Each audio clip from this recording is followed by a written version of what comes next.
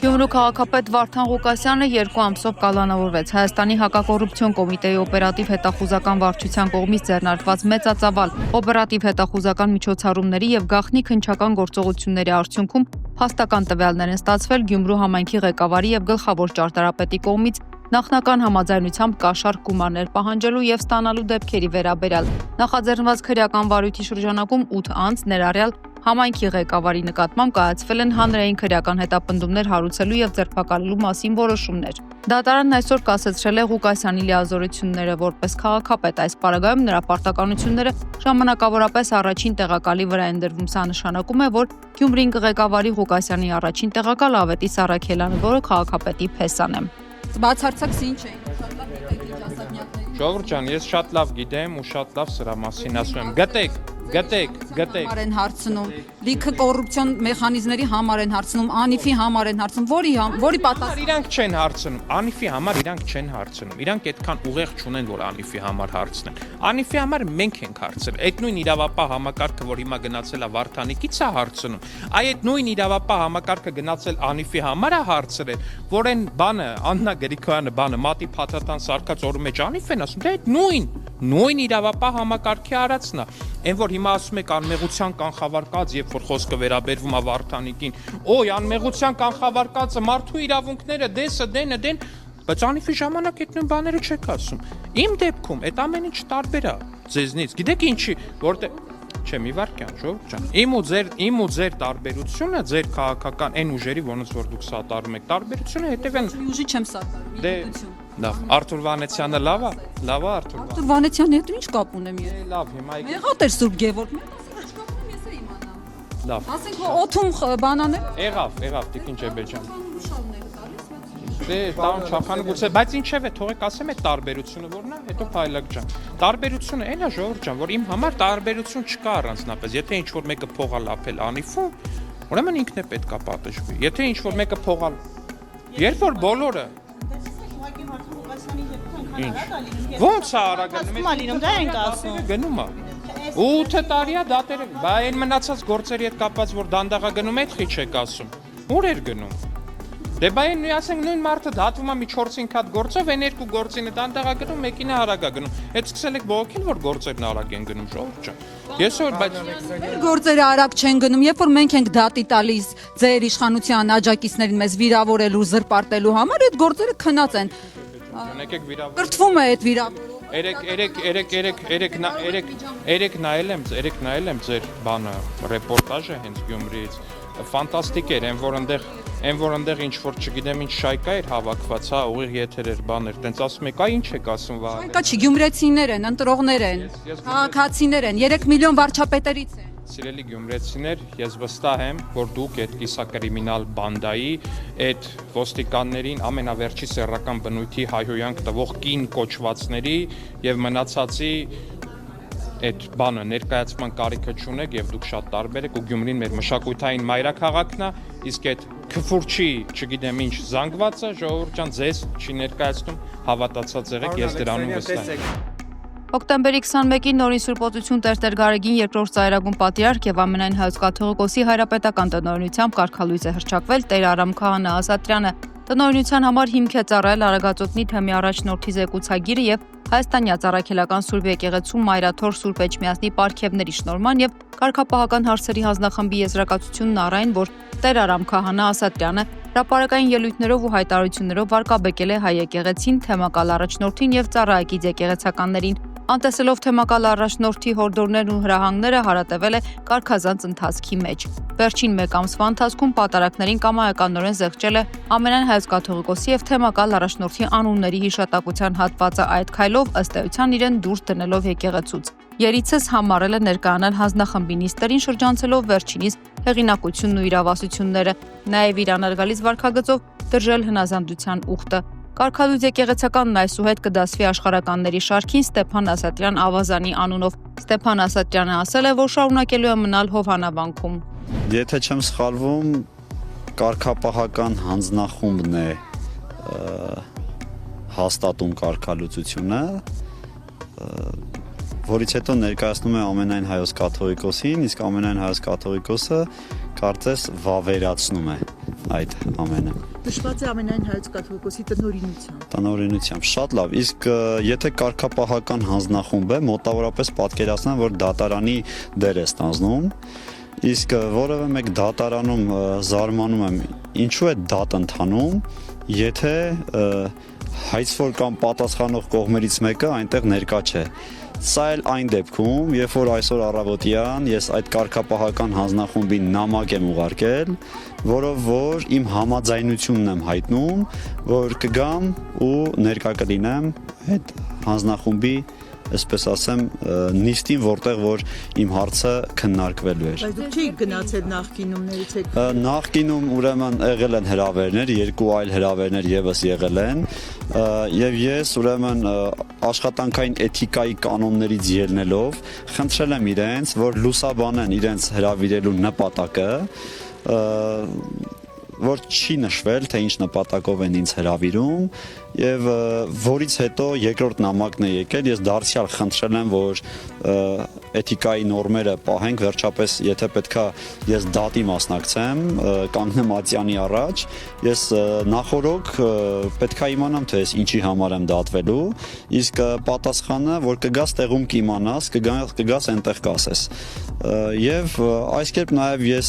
այս ամեն ինչի մեջ իմ լսված լինելու իրավունքն եմ ոտնահարվածտենում, ինչը եւս օրինական չէ, որովհետեւ առհասարակ տեսնել դատ ու վերջին խոսքը չլսել դատվողի, միանգամից դատել, հետաքրքիր է, չէ, որ նամակ էի ստացել ես 3 նամակ էի, այսինքն 3 ինձ կարգապահականի քարտուղարը գրեց, որ ինչու չես եկել կարգապահականի այս նիստին, չես տեսել դրա համար չես եկել, ես իսկապես չէի տեսել, իմ մեյլը չէի թարմացրել իմանալու համար, որ պետք է այնտեղ ներկա լինեմ, բայց ես այսօր առավոտյան իրեն պատասխանացի, որ իսկապես ես չէի տեսել, որ դուք ինձ հաղորդագրություն եք ուղարկել, որտեվ մեյլս չէի թերթել, բայց պատրաստ եմ գալու, օր ասեք, ժամ ասեք եւ ես կգամ, բայց ոչ օր ասեցին, ոչ էլ ժամ ասեցին, ըստ երևույթին ինձ թվում է, որ ձեռնտու չէր իմ գնալը, որովհետեւ եթե խոսեի, շատ բաների մասին էի խոսելու, իսկ հավանաբար սա իրենց ձեռնտու չէր, որ լսեին այն ճշմարտությունը, որը որ իմ շուրթերից կբարձրաձայնվեր։ Այսօր Ադրբեջանի եւ Հայաստանի միջև սկսվել է խաղաղության նոր փուլը, ասել է Ադրբեջանի նախագահ Իլհամ Ալիևը Աստանայում Ղազախստանի նախագահի հետ հանդիպմանը։ Ալիևի խոսքով վերջին ռազմական բախումներից ընդամենը 2 տարի անց խաղաղության համաձայնագրի նախաստորագրմանը հասնելը ցույց է տալիս, որ երկու երկրներն էլ ցուցաբերել են քաղաքական կամքի բավականին բարձր մակարդակ։ Եվ իհարկե ԱՄՆ նախագահ Դոնալդ Թրամփի դերը Ադրբեջանի եւ Հայաստանի միջև հարաբերությունների կարգավորման գործում արժանի է ամենաբարձր գնահատականին։ Ադրբեջանը վերացրել է Հայաստան բեռների տարանցման բոլոր սահմանափակումները, հայտարարել է նախագահ Ալիևը Ղազախստանի նախագահի հետ համատեղ մամուլի ասուլիսում, եւ առաջին նման տարանցիկ բեռը ղազախական հացահատիկի խմբականակներ դեպի Հայաստան։ Ըստ Ալիևի, սա նաև լավ ցուցանիշ է այն բանի, որ Ադրբեջանի եւ Հայաստանի միջև խաղաղությունն այլևս միայն թղթի վրա չէ, այլ նաև գործնականում։ Իսկ Զանգեզուրի միջանցքի բացումը կարող է տեղի ունենալ մինչև 2028 թվականի վերջը, շարունակել է Ադրբեջանի նախագահը։ Հայաստանը ողջունում է Ադրբեջանի նախագահի հայտարարությունը դեպի Հայաստան բեռների տարանցման սահմանափակումների վերացման մասին, գրել է վարչապետի խոսնակ Նազելի Բաղդասարյանը։ Էկոնոմիկայի նախարար Գևորգ Պապոյանն էլ Facebook-յան իր էջում գրել է շուտով Ակտա ու Բաքու, այնուհետև ադրբեջանական ու վրացական երկաթգծով Հայաստան կմտնի ղազախական ցորենի առաջին խմբականակը։ Խաղաղությունը հաստատված է։ Բաքվի դատանում Արցախի ղեկավարների եւ այլ պաշտոնյաների նկատմամբ հարուցված շինծուգործերով հերթական դատական նիստում Արցախի ազգային ժողովի նախագահ Դավիթ Իշխանյանը խնդրանքով դիմել է դատարանին որպես ապացույց եւս 2 նյութ հետազոտել։ Ադրբեջանական լրատվամիջոցների հաղորդմամբ դատավոր Զեյնալ Աղաևը հայտարարել է, որ եթե նշված նյութերը Իշխանյանը կամ նրա փաստաբանը ներկայացնեն դատարանին, դրանք կդիտարկվեն որպես ապացույց հետազոտելու համար։ Դավիթ Իշխանյանը նշել է, որ ընդմիջման ժամանակ ցանկանում է առանձին հանդիպել իր փաստաբանի հետ այս հարցը քննարկելու համար։ Նախագահող դատավորը համաձայնվել է։ Արցախի նախկին արտգործնախարար Դավիթ Բաբյանն էլ խնդրել է, որ քրեական գործում ներառվեն մի քանի միջադեպերի հետ կապված փաստաթղթեր եւ որպես ապացույց հետազոտվեն։ Նախագահող դատավորը տեղեկացրել է, որ հետազոտման հարցը կքննարկվի վերոնշյալ էպիզոդների հետ կապված փաստաթղթերը դատարանին ներկայացնելուց հետո։ Արցախի նախկին նախագահ Արկադի Ղուկասյանն իր հերթին հանդես է եկել հայտարարությամբ, որում արտահայտել է իր ընդհանուր դիրքորոշումը հետազոտված փաստաթղթերի վերաբերյալ, նաև իր անհամաձայնությունը դրանցից մի քանիսի եւ դրանցում ներկայացված մանրամասների հետ։ Հաջորդ դատական նիստը նշանակվել է հոկտեմբերի 23-ին։ Հայաստանի պաշտպանության նախարար Սուրեն Պապիկյանը հոկտեմբերի 21-ին պաշտպանության նախարարության վարչական համալիրում ընդունել է պաշտոնական այցով Հայաստան ժամանած Վրաստանի պաշտպանության նախարար Իրակլի Չիկովանիին։ Տեղի ունեցել Վրաստանի պաշտպանության նախարարի դիմավորման հանդիսավոր արարողությունը պատվոպահակախմբի եւ զինվորական նվագախմբի մասնակցությամբ, այնուհետև նախարարները առանձնազրույց են ունեցել։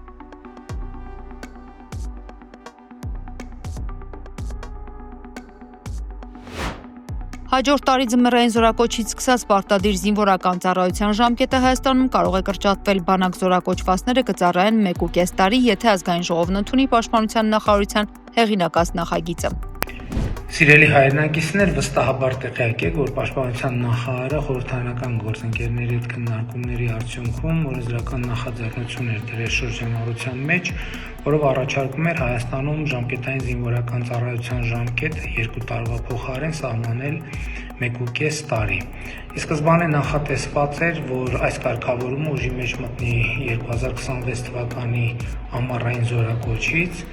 բայց այսօր քննարկում եմ ունեցել պաշտպանության նախարարի հետ, նախորդող շրջանում խորհրդարանական գործընկերների հետ եւ որոշել ենք, որ օրենքը ավելի շուտ ուժի մեջ մտնի 2026 թվականի հունվարի 1-ից, այսինքն 2026 թվականի հունվարի 1-ից ձմեռային զորակոչից Հայաստանում ժամկետային զինծառայությունը 2 տարվա փոխարեն կլինի 1.5 տարի։ Շնորհակալություն եւ բարի ծառայություն եմ մաղթում մեր բոլոր զինվորներին։